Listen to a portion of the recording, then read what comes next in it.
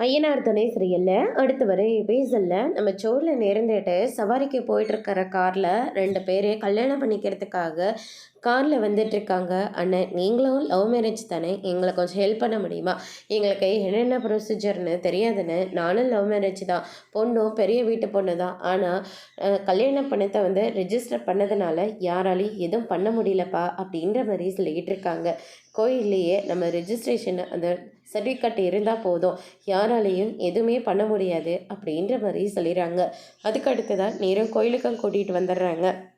ஐயர் இருந்துட்டு பூஜையெல்லாம் முடிச்சு விட்டுட்டு மாலையை மாற்ற சொல்கிறாங்க.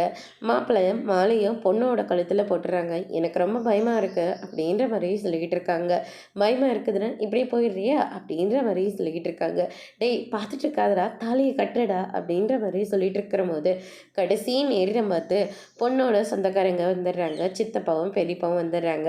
அவங்கள பார்த்த உடனே பயங்கரமாக அவங்க ஃப்ரெண்ட்ஸ் எல்லாருமே பயந்து போகிறாங்க.